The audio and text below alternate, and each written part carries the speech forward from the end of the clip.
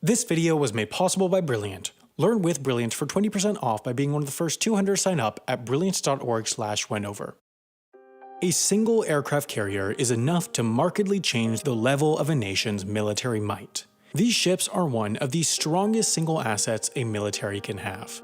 In general, under international law, aircraft carriers can legally position themselves up to 14 miles or 22 kilometers from any country's coast. Clearly, the strategic influence of being able to place a military airbase just miles from any coast in the world is enormous, especially given that 80% of the world's population lives within 60 miles or 100 kilometers from the ocean. While plenty of military vessels are capable of launching helicopters, there are just 19 aircraft carriers worldwide currently in service capable of launching fixed-wing airplanes. China, Thailand, India, Russia, and France each have one, Italy has two, and the US has the 11 largest in the world. These largest carriers require over 6,000 people to operate and often stay deployed for up to a year. They are fully fledged cities at sea.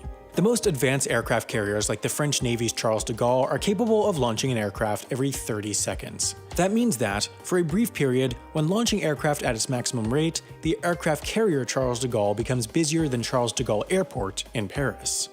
To be able to achieve such a capability on a moving ship is no easy feat. While the operation of these vessels gives militaries enormous strategic advantage, they also represent one of their greatest operational challenges.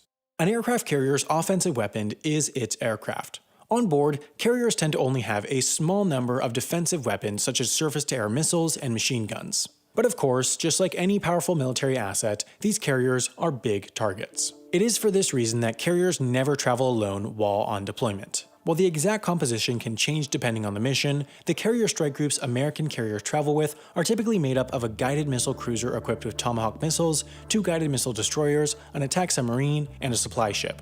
An aircraft carrier is the flagship of this strike group, meaning that, in its command area, it not only has a bridge and an air traffic control center, it also has a flag bridge where an admiral commands the entire strike group.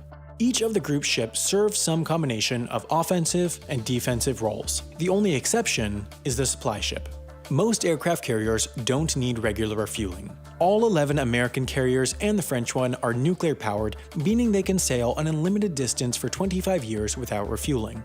Even conventionally powered aircraft carriers like the UK's HMS Queen Elizabeth can travel up to 12,000 miles or 18,000 kilometers without refueling, making the need for stops infrequent. While an American or French carrier could hypothetically sail non-stop for years or even decades, what they can't do is carry enough food, which is always needed, and aviation fuel, which is needed for combat operations, to stay at sea for more than a few weeks at a time.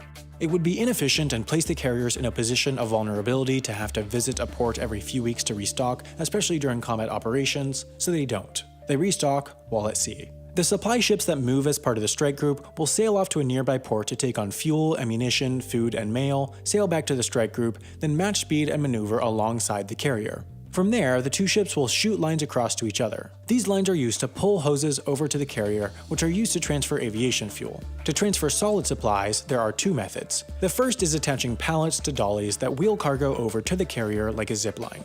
The second method, which is considered simpler yet more dangerous, is using helicopters to pick up pallets from the resupply ship and flying them over to the carrier. These transfers bring both crucial supplies like food and some less crucial items like mail, but this isn't the only way mail arrives on American aircraft carriers. Each carrier actually has a mailing address just like any building in the US. For example, this is the USS Gerald R. Ford address. Families of sailors can send mail to these addresses in the same way that they could to any other, and, in fact, it costs the exact same as a shipment to any other US address, even if the ship is on the other side of the world. Sailors can even order packages online to their ship. Expedited mail often makes it from an address in the US to a carrier sailing somewhere around the world in just 10 days. Having this speed requires more frequent deliveries than those of the logistics ships, but conveniently, carriers are airports at sea. American carriers currently use a fleet of C-2 Greyhounds as cargo aircraft, providing a high-frequency, often daily connection between carriers and shore.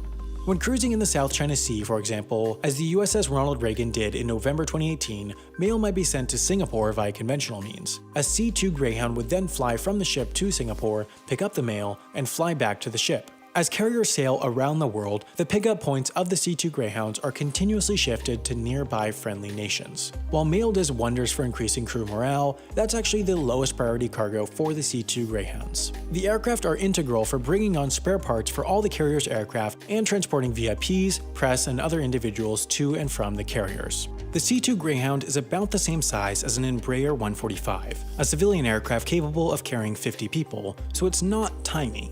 The longest aircraft carrier in the world, which also happens to be the newest, is the USS Gerald R. Ford, but even she is only 1,106 feet or 337 meters long. With commercial airports, a runway of 5,000 feet or 1,500 meters, like the one at London City Airport in London, is considered short, while large airports like London Heathrow will have runways longer than 10,000 feet or 3,000 meters. So how do C-2 Greyhounds and other aircraft on carriers deal with having runways of only 1,100 feet or 330 meters long? They don't.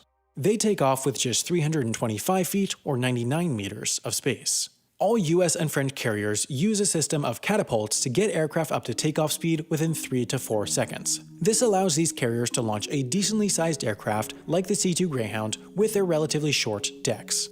Other carriers, like the Chinese and Indian ones, don't have catapults, so they can only launch lighter, shorter-range aircraft capable of taking off with a very short runway. Both these two types of carriers have arrestor wires that aircraft catch on landing to decelerate with a short distance given. Every other aircraft carrier out there can only operate with aircraft capable of vertical landing. What takes place on the flight deck is carefully choreographed chaos. On American carriers, everyone's job is easily identifiable by the color shirt they wear. Yellow shirts deal with navigating aircraft around the deck. Blue shirts are assistants to yellow shirts driving tugs, operating elevators, delivering messages, and more. Red shirts do all the handling and mounting of ammunition. Purple shirts manage aircraft fueling. Green shirts are worn by a few different groups including catapult crews, maintenance personnel, cargo handlers, and more. White shirts are also worn by a mix of personnel including those helping aircraft land, working as medical personnel, and more. And lastly, brown shirts are worn by plane captains, who are not those that fly the aircraft, they're individually in charge of overseeing all work for getting an aircraft ready for flight. The flight deck is a dangerous place given its small size. It's so small that all the carrier's aircraft can't fit on it, but of course just below the flight deck is the hangar. A large carrier can carry up to 100 aircraft, so massive elevators bring aircraft from the flight deck to the hangar for storage when not in use. About 6,000 people work and live aboard each American carrier. 3,200 of them have jobs related to running the ship itself. That includes everything from working in the engine room, maintaining the nuclear reactor, cleaning the decks, to actually working up in the bridge commanding the ship. Many of these jobs are below deck, and since all the above deck space is used for flight operations, many on board can go weeks without seeing sunlight.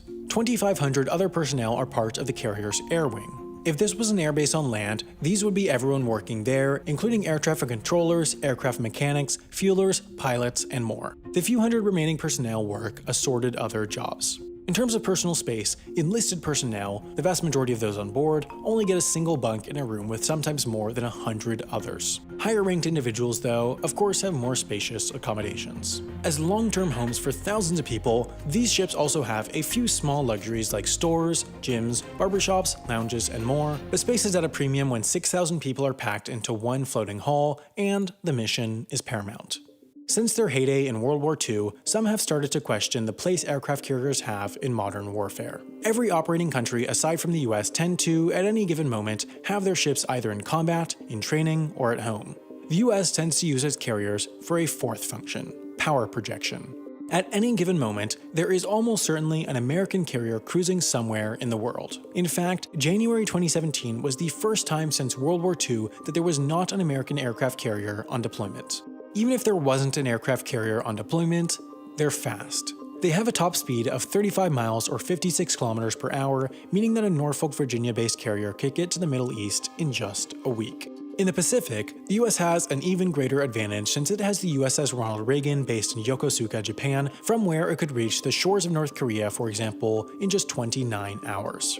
American carriers spend plenty of time just cruising around the world's oceans, reminding other countries of the US's military power. For example, the USS Ronald Reagan returned from a 4-month deployment from August to December 2018, during which it saw zero combat. It spent much of the time cruising around the South China Sea, an area in which China is attempting to assert military control, much to the US's displeasure. Elsewhere in Asia, American carriers also regularly make visits to the Korean Peninsula to remind North Korea of their presence. This reached a peak in November 2017 as tensions with North Korea reached a peak when 3 American carriers loomed near Korean shores. With their enormous power though, aircraft carriers represent an enormous target, especially in the era of stealthy drones and precise missiles. The sinking of a single US aircraft carrier could result in more American military deaths than the entire Iraq War, in addition to the loss of tens of billions of dollars in military assets. While no aircraft carrier of any nation has been sunk since World War II, it's potentially more possible than one would think. US carriers regularly participate in war games where combat conditions are simulated with allies. There have been 2 concerning incidents in 2005 and 2015 where Swedish and French submarines, respectively, have won the games against US carriers. What this means is that the 2 countries' submarines approached close enough to the carriers where they could have, if they were an enemy in real combat, launched torpedoes and potentially sank the carriers. This, in essence, proves that aircraft carriers, with all their defense, are not as unsinkable as some may say. Meanwhile, the US has already received the first of 10 in a new class of carriers, while China, India, and the UK each have carriers under construction, so, despite their possible obsolescence, we can be sure that the aircraft carrier won't be leaving the world's oceans anytime soon. I have a logic question for you. Suppose there are 2 doors, and the first has a sign on it saying, if this door is safe, the other door is deadly. If that sign is false, what do you know about the doors? Which are deadly and which are safe? Take a moment to think about it, and if you figure out the answer, leave it in the comments.